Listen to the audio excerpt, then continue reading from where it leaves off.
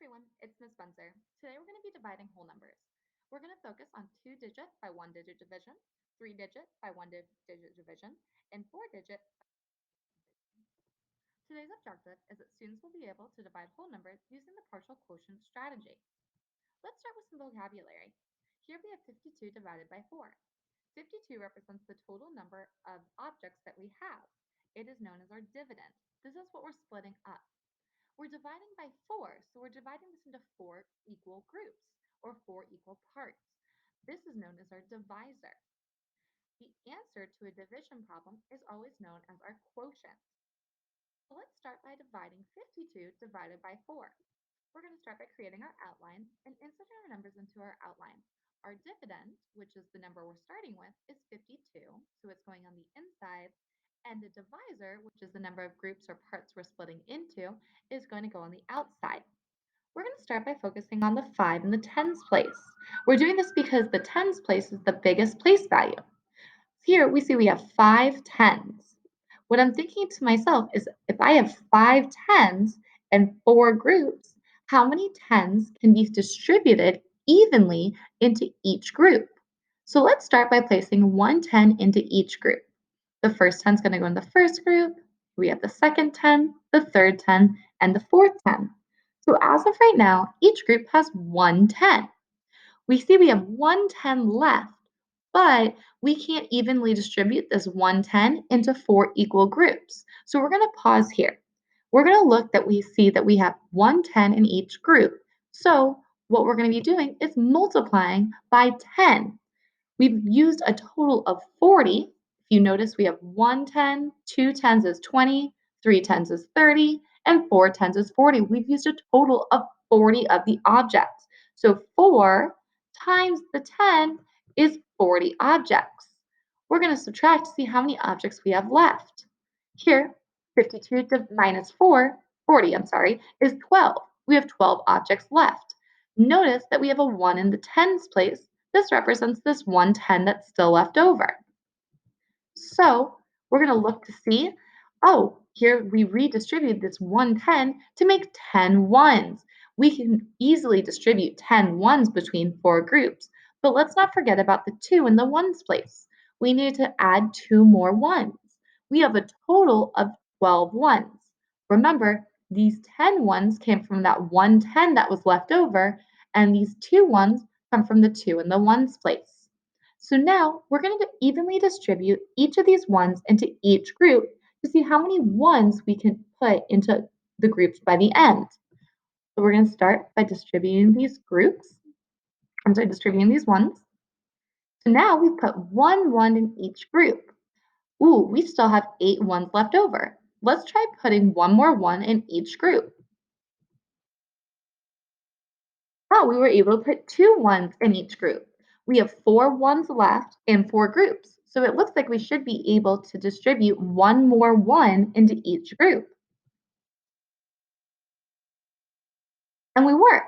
So now we've used all of our 10s and all of our 1s.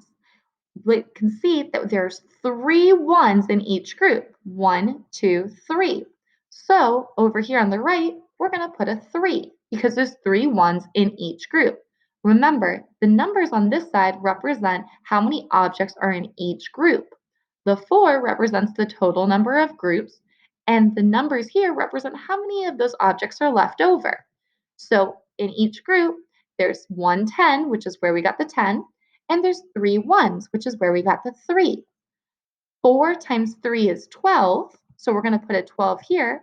And we can also see that the 12 is represented by 12 ones. We have 1, 2, 3, 4, 5, 6, 7, 8, 9, 10, 11, 12. So 12 ones were used. So we can subtract 12 minus 12 and see that there's 0 left over, which is evident here because there's 0 ones left over. Now that our number here is less than the total number of groups, we can go ahead and add the numbers to the right to see how many objects are in each group. 10 plus 3 is 13. We can also see over here in each group, there's 1 10 and 3 ones. So here, there's 13 objects, which is represented here. So our answer to 52 divided by 4 is 13. Let's try doing 615 divided by 6. We're going to start with our outline, placing 615 because that's the dividend inside, and 6 because it's the divisor on the outside. Here, I'm going to look to see that we have 600s, so I'm going to draw 600s blocks. We have 6 groups because our divisor here is 6. That's why I draw 6 circles or 6 groups. Let's see if we can evenly distribute 100 to each of the groups.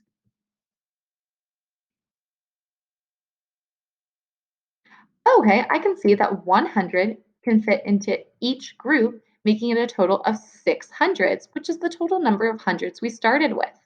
So remember on the right side, this represents the total number in each group. In each group, I see there's 100.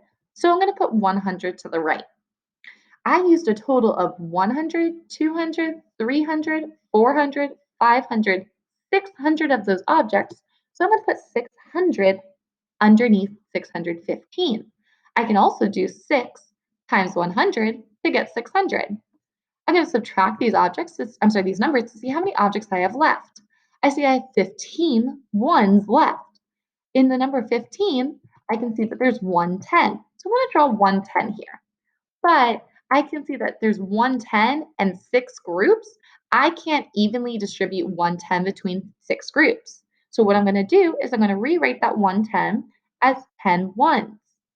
Now I'm going to also add those 5 ones because there's 15 ones here. I have a total of 15 ones represented, also shown here in the number 15. I'm going to go ahead and start distributing 1 to each group.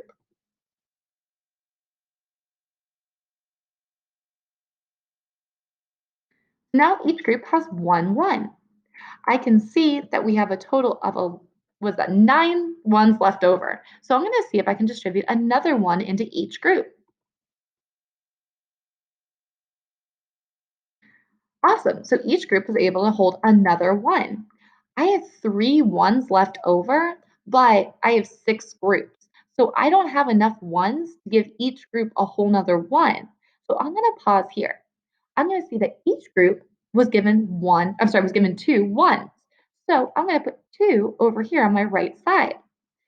So here we can see that there was a total of 1, 2, 3, 4, 5, 6, 7, 8, 9, 10, 11, 12 ones used. So I'm going to write a 12 into the 15. I can also multiply 6 times 2 to get 12. Now let's subtract 15 objects minus the 12 objects or 12 ones that we used means there's 3 ones left over. Notice here we have 3 ones left over. Remember, we don't have enough ones to distribute to each of these 6 groups.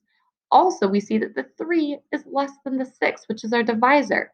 When this happens and our number down here is less than the number we're dividing by, we know we're done dividing and that this is going to be our remainder. So we're going to add to see how many ones are in each group. Here we have 100 plus 2 ones. So here, this is 102 ones, which is how we got 100 plus 2 is 102. We have 3 left over, which is our remainder. So we have a remainder 3. Our final answer is 102, remainder 3. Now let's divide 1,857 divided by 8. We have our outline here. We're going to place 1,857 inside of our outline and 8 on the outside. Here we have 1 in the thousands place. 1 in the thousands place can't be evenly distributed between 8 groups. So I'm going to be looking at 1800s. I know that 1800s can be evenly distributed into 8 groups. So here, I'm going to be using my number strategy to help. I'm going to start writing my multiples of 8 to see how close I can get to 1800s without going over. 8 times 1 is 8. 8 times 2 is 16. 8 times 3 is 24. Ooh, 24 is too big. We only need 1800s.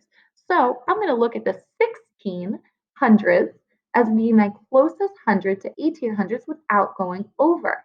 So here I can see that 8 times 2 equals 16. But remember that 1800s means that we're going to be multiplying 8 times 200, not just 2. 8 times 200 is 1600.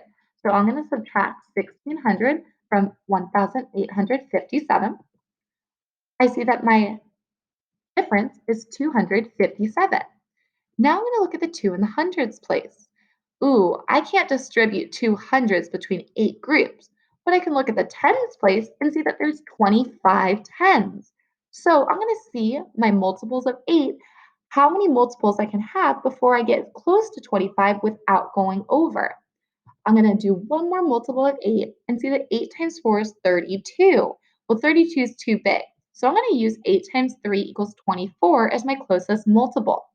So here, 8 times 3 is 24, but notice we had 25 tens.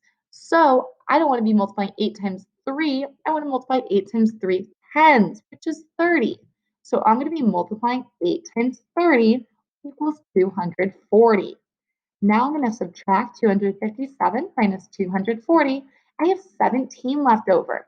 I'm going to look at my multiples and I already see that two numbers are really close to 17, 16 and 24. But remember, we don't want to go over. So we're going to use 8 times 2 equals 16. We're going to be multiplying 8 times 2 to get 16. And now we're going to subtract. 17 minus 16 is 1 left over. Remember, if the number here is less than our divisor, that means we're done dividing and this is our remainder. We can go ahead and add the numbers to the right. 200 plus 30 plus 2 is 232, and then our remainder 1.